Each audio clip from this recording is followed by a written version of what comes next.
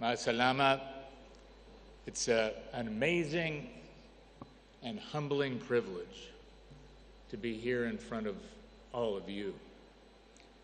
And what I wanted to do is just give you one small point of view as a refugee from this amazing country. Yesterday when I was flying in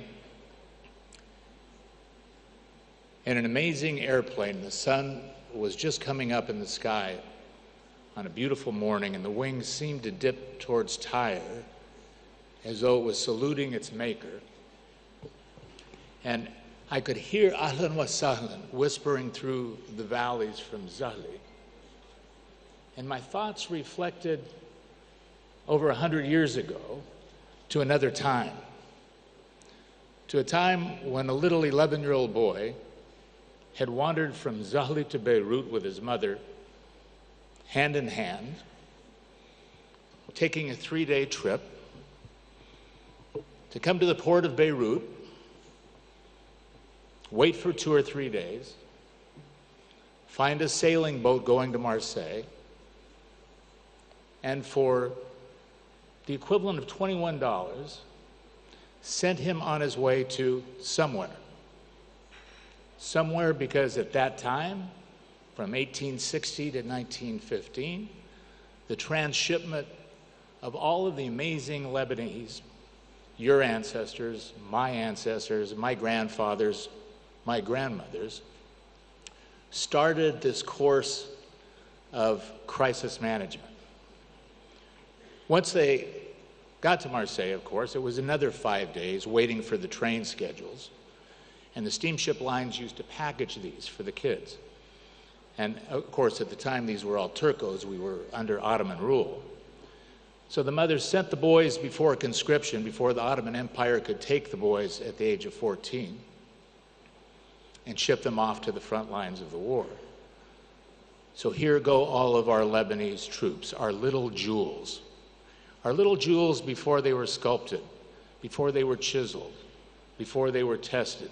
The raw diamonds set out in search of the world, to Brazil, to Argentina, to Ecuador, to Africa, to America, on a stressful and unbelievable voyage that you can't even imagine. Steamships at that time, once they got to Le Havre, to be on the steamship was about a 3-week trip. And of course, most of the kids at that time were poor, so they went steerage. Steerage was bottom class. It would take 3.5 weeks at sea. The vomit, the refuse, the sickness, the disease that was apparent was mind-boggling.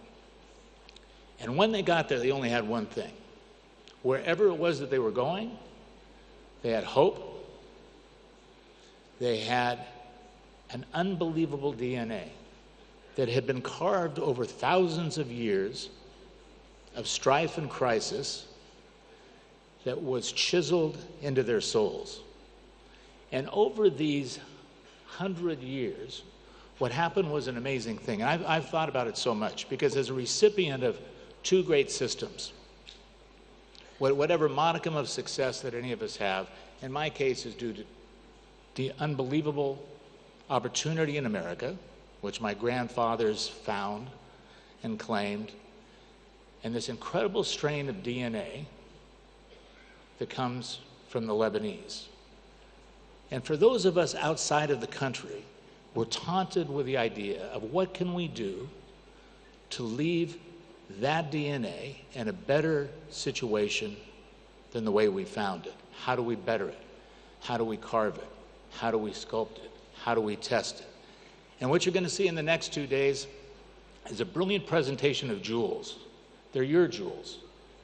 They were set out by you in this corridor, an Occidental experiment in tolerance and education, the only place in the world where Sunnis, Shias, Druze, Maronites, Melkites, Greek Orthodox, Jews live side by side and for thousands of years have survived with only one resource, their wits.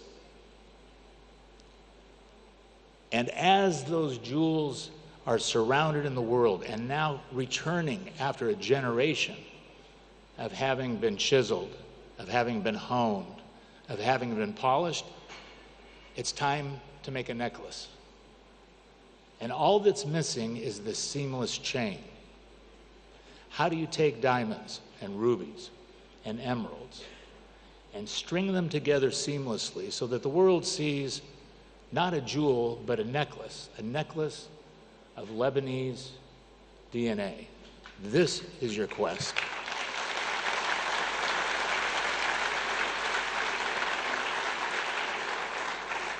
So you're going to hear dozens of success stories, and all of them are pretty much the same.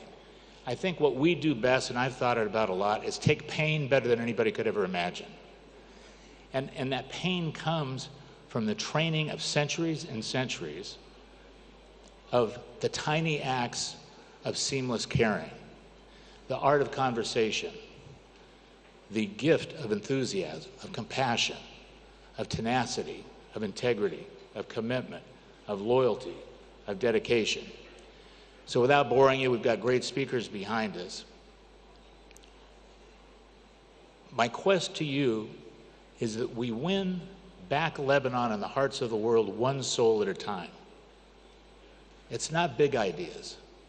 It's unbelievable that we're all together and starting this campaign to reconnect that necklace by these seamless acts of kindness to everybody who you come in touch with. We'll build that chain, we'll build that necklace, we'll set the world on its fanny saying, wow, who are these guys? So my grandfather used to have a saying, which I didn't really understand as a young man, which was, we come back on the road we went, but with nothing. And that's the way the last chapter ends for all of us.